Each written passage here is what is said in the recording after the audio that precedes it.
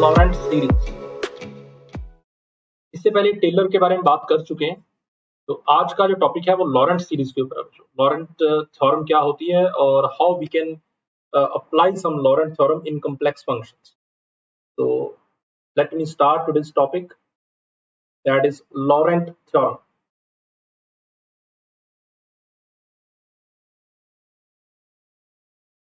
सबसे पहले समझेंगे कि लॉरेंट थ्योरम एक्चुअली होती क्या है, इसकी डेफिनेशन क्या है लॉरेंट थ्योरम की। उसके बाद इसकी एप्लीकेशंस के ऊपर बात करेंगे। तो गाइस, लॉरेंट थ्योरम की डेफिनेशन जो है वो भी एनालिटिक फंक्शंस के ऊपर ही डिपेंड है। So first of all, you need to take a function that could be analytic. So if I'm saying if fz is analytic function, if fz is any analytic function, Taylor theorem भी analytic functions के ऊपर ही defined थी और ये भी analytic functions के ऊपर ही defined है। तो if fz is analytic function inside and on the boundary, inside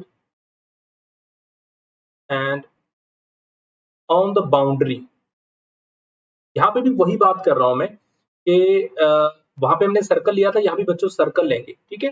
तो सर्कल को मैंने आपको बताया था कि रिंग भी बोलते हैं कॉम्प्लेक्स के अंदर। Boundary of the ring shaped region, boundary of the ring shaped region. सबसे पहले कोशिश करेंगे इसकी डेफिनेशन को अच्छे से समझे हम, ठीक है। और that named is are.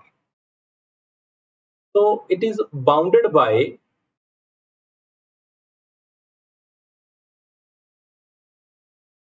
To concentric circle, इनका सेंटर क्या होगा, एक ही होगा। To concentric circles, okay. और उन सर्कल्स का नाम है C1 और एक दूसरा सर्कल है उसका नाम मैं ले लेता हूँ C2, C1 एंड C2। और इन दोनों का सेंटर एक है तो कोई सेंटर भी मानना पड़ेगा और उसको अपन मान लेते हैं with the center that is at z is equal to a।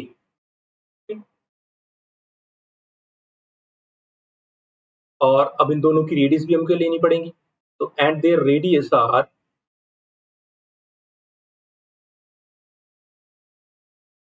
radius will be r1 and r2, these two will be the radius।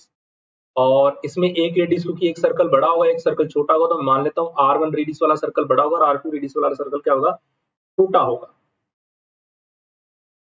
तो अगर ऐसा होता है तो देन एक z ले लेते हैं बच्चों, और z क्या है, एक कॉम्प्लेक्स नंबर। देन और I can say that the for all z in the ring, for all z in the ring, और रिंग को हमने क्या मान के चले थे, r, the Lorentz series expansion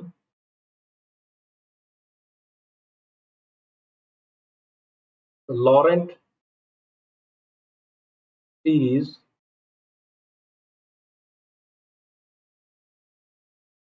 expansion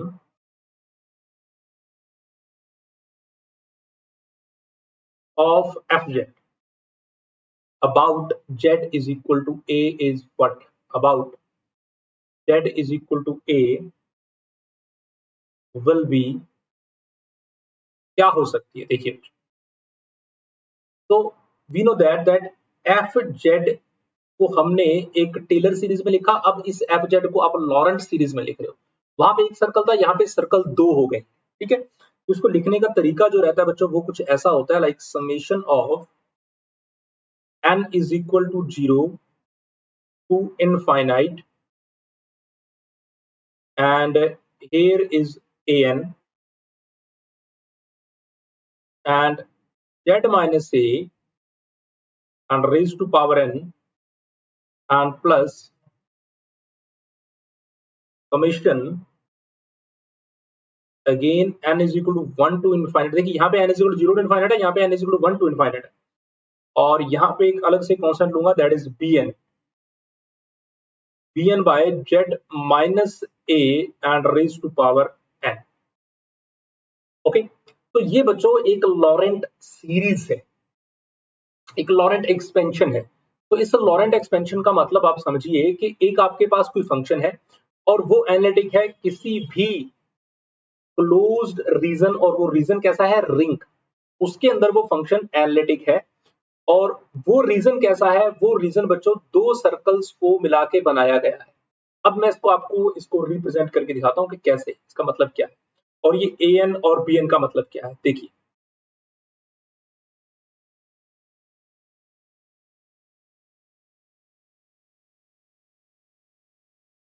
actually first of all we have two circle, okay. और circle कैसे हैं, तो कंसेंट्रिक सर्कल, और ऐसे सर्कल जिनका सेंटर क्या है दोस्तों, जिनका सेंटर सेम है, ठीक है, इक्वल सेंटर है। तो हम सर्कल ले लेते हैं यहाँ पे।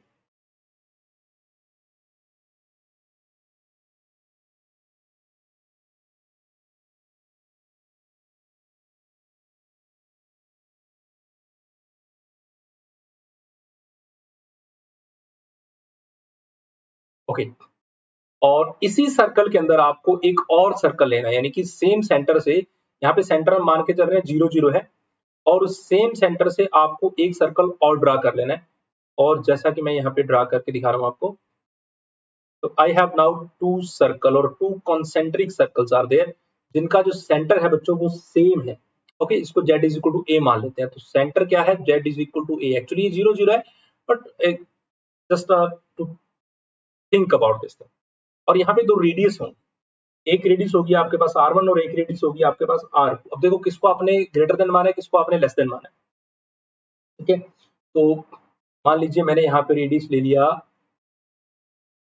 कि बड़े वाले सर्कल, ठीक है, बड़े वाले सर्कल का रेडियस, और बड़े वाले सर्कल का रेडियस को मैंने नाम दे दिया मान लीजिए R2, ठीक है।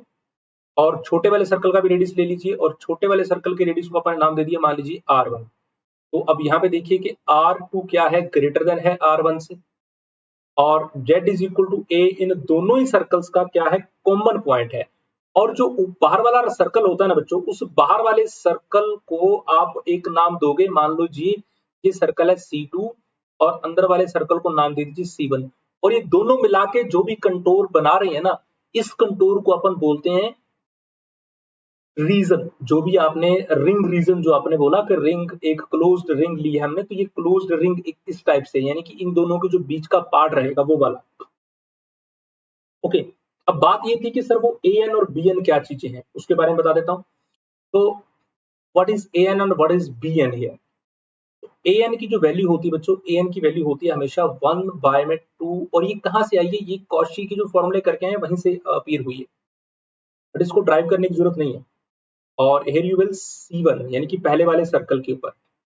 और अगर मैं लिखूंगा तो यहाँ आपको याद आ जाएगा कि ये कॉशी इंटेग्रल जो फॉर्मूला पढ़ा आपने, ये लगभग वही है। और z माइनस ए और raise to power n+1 and dz, and here you have bn, और bn की वैल्यू क्या है, 1 बाय में 2 pi eta, and having integration और C2 and f of z divide by z minus a and raise to power -(n+1). बस ध्यान यहाँ पे देना आपको, यहाँ पे पावर क्या है n+1, और यहाँ पे क्या -(n+1) एंड dz। तो these are a N and b n. और जो लॉरेंट एक्सपेंशन थी वो एक्चुअली क्या थी, मैं फिर से लॉरेंट को लिख देता हूं एक बार।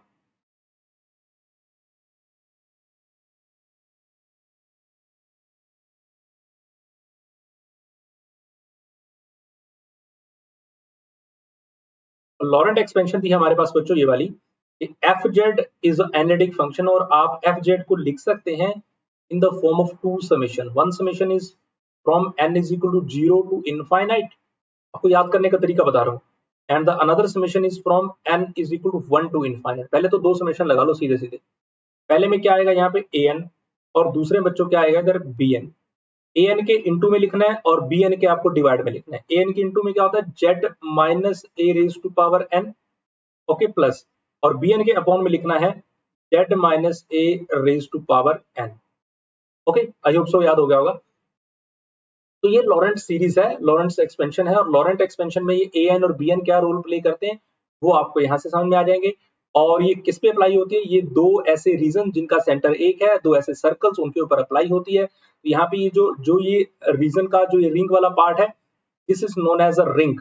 ओके, और इस रिंग के अंदर हम फंक्शंस के इंटीग्रेबल्स होने का, फंक्शन के कन्वर्जेंट होने का और उसके ऊपर सारी बातें करने वाले हैं। तो एक एग्जांपल से मैं आपको चीजें क्लियर करने की कोशिश करता हूँ।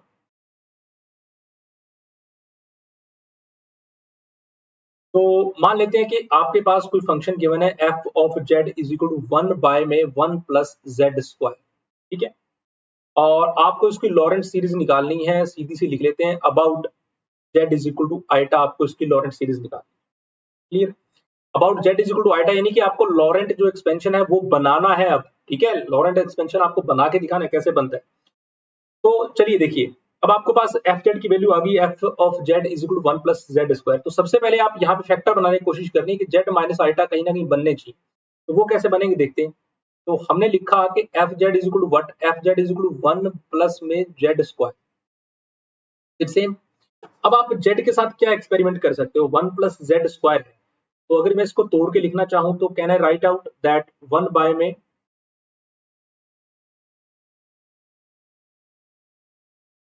जेड प्लस आइटा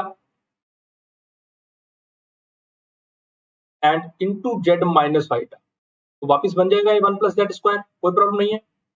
अब आप इसको पार्शियल फ्रैक्शन से और तोड़ के लिखें। तो मैं इसको डायरेक्टली लिख रहा हूं कि अगर मैं इसको इस तरीके से लिखना चाहूं, ये कुछ वैल्यू इस तरीके से आ जाएगी, minus one by Z minus eta and minus 1 by में Z plus eta. Clear? Okay. तो ये ऐसा ही क्यों किया हमने, ऐसा बच्चों इसलिए कर रहे हैं बिकॉज वी वांट के जो वैल्यूज बन रही हैं आपकी, ये आपको z is equal to eta के लिए प्रूव करना है। तो जेड माइनस आइटा एक फैक्टर जरूर बनना चाहिए, और जब तक जेड माइनस आइटा फैक्टर नहीं बनेगा तब तक आपकी जो लॉरेंट है वो सीरीज बन ही नहीं पाएगी।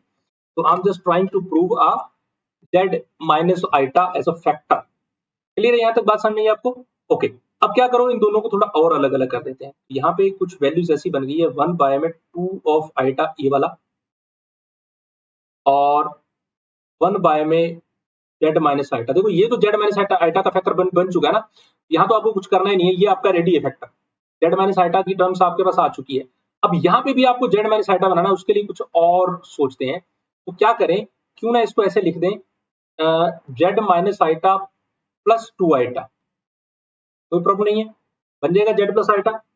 तो अब यहाँ पे भी z minus eta terms appear होगी। थोड़ा इसको और सॉल्व कर लेते हैं।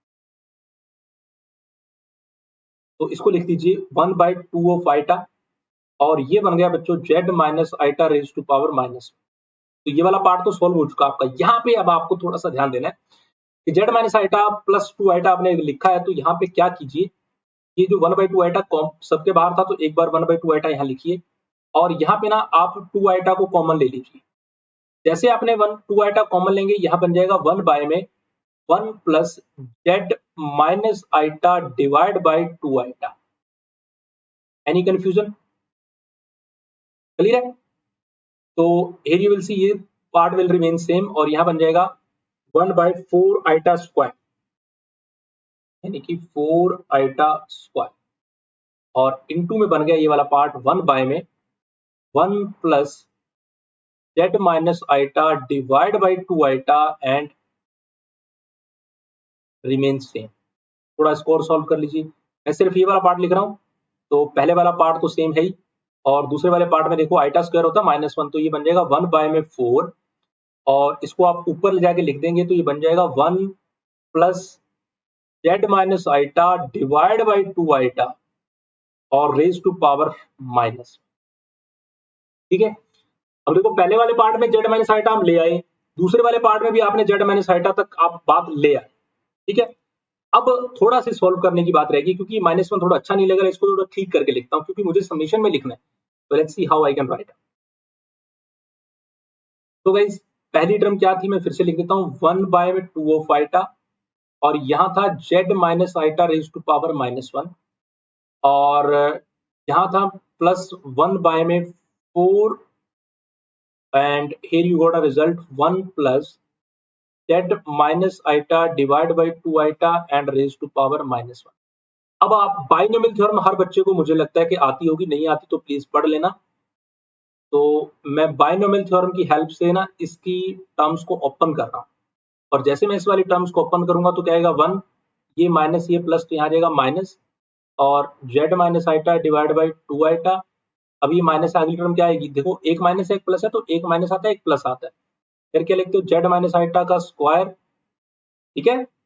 एंड नीचे बच्चों इस वाले पूरे का भी स्क्वायर, यानी कि 2 आइटा इस पूरे का भी क्या लिखोगे, स्क्वायर लिखोगे। फिर माइनस में जेड माइनस, आगे दूर तक जाने की जरूरत नहीं है, मैं बस आपको थ्योरम को ओपन करके बता रहा हूँ और कुछ नहीं। And as so on, okay. So it will becomes 1 by 2 iota and z minus iota raised to power minus 1 and plus 1 by 4। अब देखो इस वाली पूरी टर्म को ना आप क्यों ना हम समेशन में लिख दें, है ना। समेशन में लिखना it will be nice, I think so. तो क्योंकि हमें चाहिए भी रिजल्ट समेशन में, तो मैं इसको समेशन बना देता हूँ। समेशन में मेरा समेशन शुरू होगा कहाँ से, लेके n इज इक्वल टू 0 से लेके इनफाइनाइट तक ले चलते हैं, क्योंकि ये टर्म्स इनफाइनाइट तक जाएंगी। पहली टर्म आनी चाहिए 1 बच्चों, दूसरी नेगेटिव, एक पॉजिटिव एक नेगेटिव। इसका मतलब यहाँ पे -1 का बड़ा अच्छा रोल प्ले हो रहा है, तो -1 की पावर को n लिख दीजिए, क्योंकि एक बार 1 पुट करोगे नेगेटिव, 2 पुट करोगे पॉजिटिव, तो नेगेटिव पॉजिटिव आते रहेंगे। दूसरी तरफ क्या है, z माइनस आइटा है, और z माइनस आइटा की पावर क्या चल रही है, यहाँ पे 0, यहाँ पे 1, यहाँ पे 2, इसका मतलब पावर क्या चल रही है n। n की वैल्यू 0 पुट करोगे, फिर 1, फिर 2, फिर 3, ऐसा ऑन। एंड डिवाइड बाई क्या चल रहा है बच्चों, 2 आइटा, और 2 आइटा की पावर भी क्या चल रही है, n ही तो चल रही है, right. 2 eta raise to power क्या चल रही है, n चल रही है। तो अब इसको थोड़ा अच्छे से अगर आप देखें तो आपके पास अप्रोक्सीमेट रिजल्ट आ चुका है। Okay, that you find a form of Laurent expansion, Laurent series. Okay, my dear friends, like you find out that 1 by 2 and having, अब देखो टोटल और कुछ नहीं है इसके अंदर, -1 प्लस 1 by 4 और summation of -1 raise to power n and z minus iota raised to power n divided by 2 iota raised to power n, and this is your required solution of Laurent series.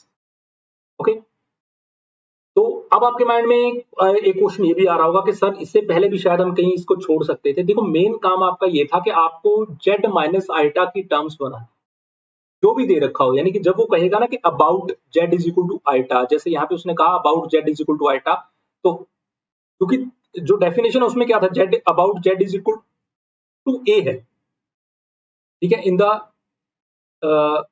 z is equal to a, तो अगर z is equal to a है तो यहाँ पे दो factor बनेंगे, एक z minus a और एक z माइनस a। ओके, तो एक यहाँ होना चाहिए, एक यहाँ होना चाहिए। तो अब आपने कहा z is equal to eta, तो यहाँ पे भी दो फैक्टर बनने चाहिए, एक यहाँ और एक यहाँ, और वो दो फैक्टर हमने बना दिए। तो that was the result of Laurent series, Laurent expansion and the